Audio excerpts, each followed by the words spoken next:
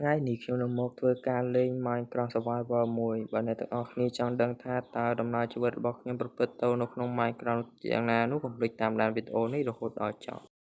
ឥឡូវគឺថាយើងបាន spawn មកដល់ក្នុង game ហើយអូខេយើងដើរមើលជុំវិញតិចតួចមើលថាមានអីឲ្យយើងអាច survival បានអត់ហ្នឹងហើយគឺថានៅកន្លែងនេះគឺថាអត់មានដើមឈើទេចឹងយើងមានតែទៅដើររកកន្លែងផ្សេងទៀតដែលមានដើមឈើគឺថាកន្លែងណាមានដើមឈើគឺយើងអាច survival បានហើយហ្នឹងហើយវាអញសម្រាប់ចិត្តថាទៅខាងនោះទៅក៏លោថាវាយើងបានជួបដើមឈើបានហើយអូអ្នកទាំងអស់គ្នាគឺថាយើងសំណាងមែនតើគឺថាបានជួបភូមិ villager តែម្ដងហ្នឹងហើយថាអត់ចាំយូរទេយើងធ្វើដំណើរទៅកាន់ភូមិតែម្ដងដើម្បីថាចង់ដឹងថាតើក្នុងភូមិនោះមានអីអាចឲ្យយើងប្រើប្រាស់បានអីចឹងណាអូខេហ្នឹងហើយឥឡូវគឺថាយើងបានមកដល់ជាមួយនឹងផ្ទះមួយគឺណាផ្ទះនេះគឺជាផ្ទះនេះគឺជា library តែគឺថាអត់មានឆែកទេហើយយើងទៅឡើងផ្សេងទៀតហើយយើងចូលមើលផ្ទះនេះម្ដងផ្ទះនេះក៏អត់ដែរដូចខ្សត់របស់មែនក្នុងភូមិនេះតែយើងដើរចូល3ផ្ទះហើយគឺថាអត់មាននេះទាំងអស់យើងមើលផ្ទះនេះមួយទៀតអូខេចាំជួបខ្ញុំនៅពេលដែលយើងរស់ហើយ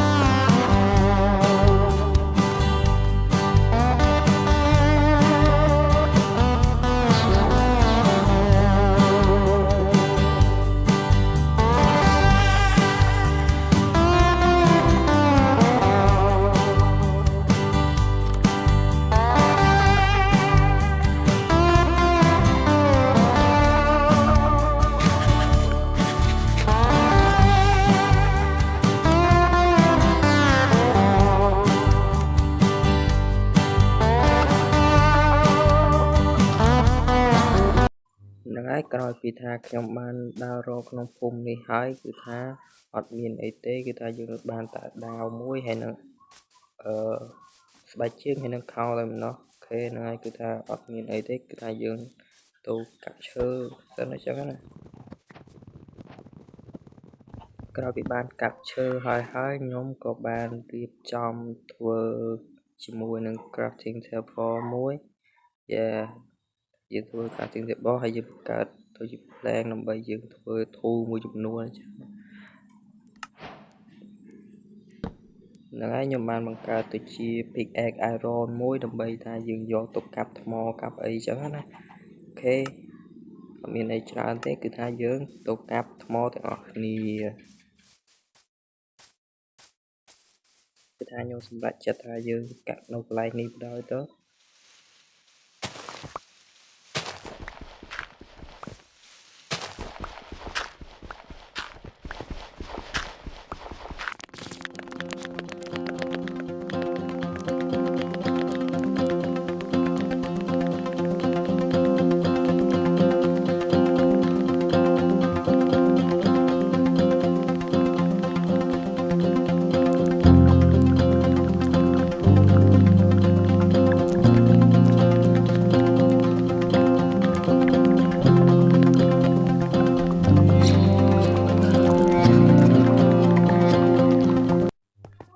ឥឡូវគឺថាយើងបានកាប់ថ្មហើយគឺថាយើងត្រឡប់ទៅកន្លែងចាស់របស់យើងវិញគឺថាខ្ញុំសម្រេចចិត្តថាយើងនឹង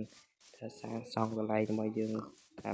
ផ្ទះរបស់យើងគឺថានៅកន្លែងនៅតាមដងខ្ញុំទៅណាឆ្ងាយទេព្រោះថានៅទីនេះគឺថាចិត្តនឹង villager អូខេខ្ញុំរៀបចំទុកដាក់វ៉ាងហ្នឹងសិនណាហើយខ្ញុំក៏បានបង្កើតជាមួយនឹងបាត់ហោមួយដើម្បីយើងយកទៅកាប់ឈើ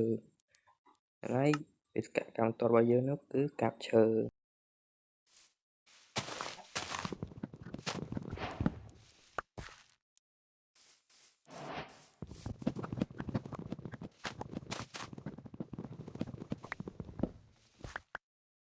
គឺថាមេឃរយយប់បាត់ហើយយើងក៏មានតែសម្រាប់សិនហើយយើង skip ថ្ងៃមួយយប់ថ្ងៃទី1របស់យើងបានកន្លងផតគាត់ភ្នាក់ដូចគ្នាគឺថាមានអ្នកមកស្វាគមន៍ព្រាមឡើងហ្នឹងហើយគឺថាញ៉ាត់ទុកយូរទេគឺថាសម្រាប់ព្រាមតែម្ដងអត់ទុកទេ ហើយការងារបន្តរបស់យើងហ្នឹងគឺកាប់ឈើ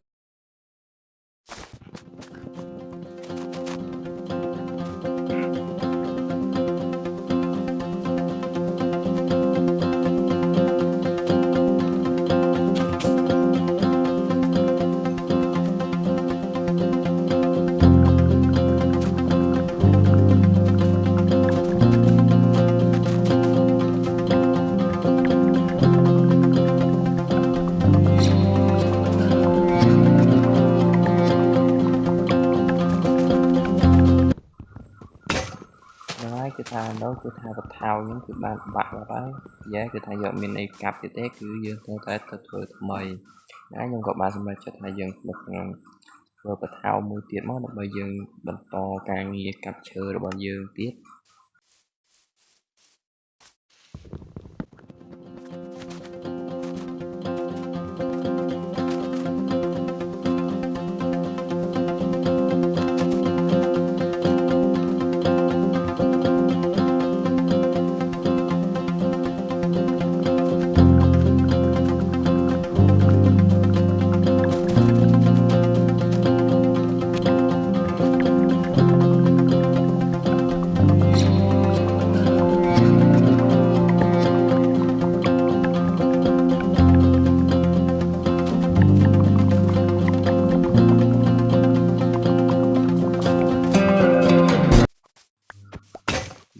បថោរបស់យើងគឺថាបាក់ទៀតហើយឥឡូវគឺថាយើងទៅវាចោលបានសិនថាខ្ញុំយកឈើរបស់ខ្ញុំទាំងប៉ុន្មានហ្នឹងមកទុកអញ្ចឹងណាហ្នឹងហើយគឺថាខ្ញុំយកថ្មមកខ្លះដែរថាយើងទុកបង្កើតរបស់របរអញ្ចឹងហើយយើងក៏បានទុកឈើរបស់យើងអញ្ចឹងឈើមានម៉ាយគឺថាខ្ញុំយកទុកទាំងអស់នៅម្ដងហើយខ្ញុំក៏បានបង្កើតជាមួយនឹង shovel មួយដើម្បីយើងទៅកាប់ខ្សាច់អ្នកនរនេះកាត់ចិត្តដឹងរោងខ្ញុំថាខ្ញុំទៅកាប់ខ្សាច់ទៅអីនោះគឺថាយកមកធ្វើកញ្ចក់ដើម្បីយើងយកមកធ្វើផ្ទះណាអូនអ្នកទាំងអស់គ្នាផ្ទះនេះដូចមានអារម្មណ៍ថាខ្ញុំអត់ទាន់បានចូលនេះជាមួយខ្ញុំសាកចូលមើលមកគឺថាអត់ចូលបានចូលមែនអត់អូហ្នឹងហើយគឺថាយើងពិតជាអត់បានចូលមកមែនតែមាននៅឆេះមួយនៅហ្នឹងហើយខ្ញុំក៏បានកាប់វាទៅគឺថាយើងបាន iron ខ្លះហើយជាមួយនឹងមានឃើញមានបានមាស3ដុំយ៉ាងឥឡូវយើងទៅកាប់ខ្សាច់ទៅមកមកច្រើន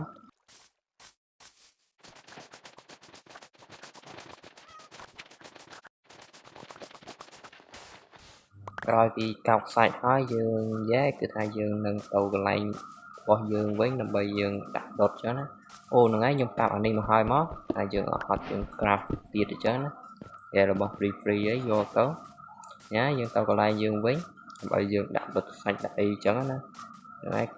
ជាមនេះគឺថាយើងសម្លាប់សិនទៅយើងមុននឹងយើងទៅកន្លែងយើង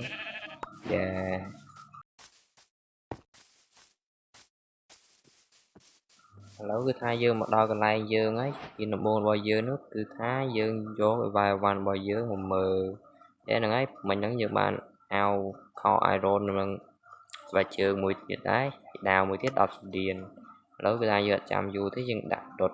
ខ្សាច់ទុកឲ្យហើយទៅដើម្បីយើងធ្វើផ្ទះហើយគឺថាយើងយកខ្សាច់ហ្នឹងយកទៅធ្វើកញ្ចក់ធ្វើប្រអួតយកតែម្ដងហ្នឹងហើយអត់ហត់ទៅកាប់ច្រើនដងក្រោយពីដុតខ្សាច់ហើយពីបន្ទាត់របស់ខ្ញុំនោះគឺថាយើងមកស្រេកន្លែងរបស់យើងនេះថាយើងធ្វើផ្ទះកន្លែងហ្នឹងអញ្ចឹងយើងត្រូវស្រេយកឆេះយកអីចេញអញ្ចឹងណាហ្នឹងហើយខ្ញុំក៏បានយករបស់ទាំងអស់ហ្នឹងយកមកដាក់កន្លែងថ្មីអញ្ចឹងណាគឺថាមានច្រើនទេគឺថាខ្ញុំស្រេចុះស្រេឡើងនៅហ្នឹង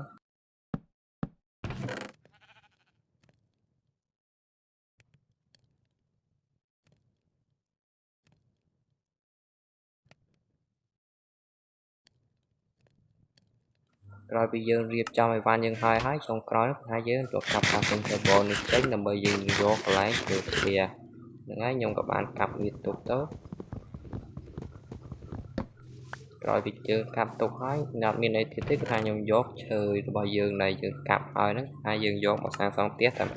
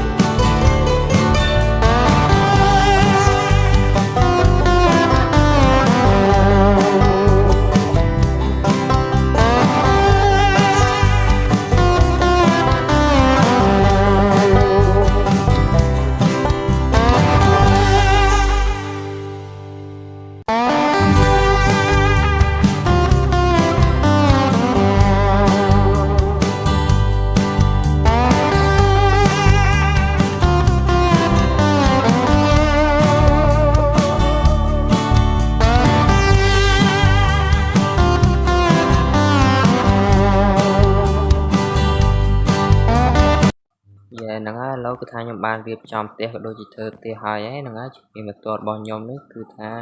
ខ្ញុំក៏បានយកសាវយើងយកមកធ្វើផ្លូវចឹងណាគឺថាខ្ញុំបាន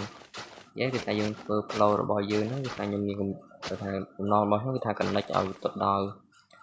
ផ្លូវរបស់ villager តែម្ដងហ្នឹងហើយដើម្បីយើងមានផ្លូវនេះហើយក៏បានឃ្លាមុខនេះតិចដែរដើម្បីវាមើលទៅស្រឡះអញ្ចឹងណាហើយក្រោយវាឃ្លាហើយខ្ញុំក៏បានបន្តធ្វើផ្លូវធ្វើអីខ្ញុំទៀតអញ្ចឹងកន្លែងណានេះគឺថាខ្ញុំក៏បានធ្វើវា connect ជាមួយនឹងផ្លូវរបស់ villager តែម្ដង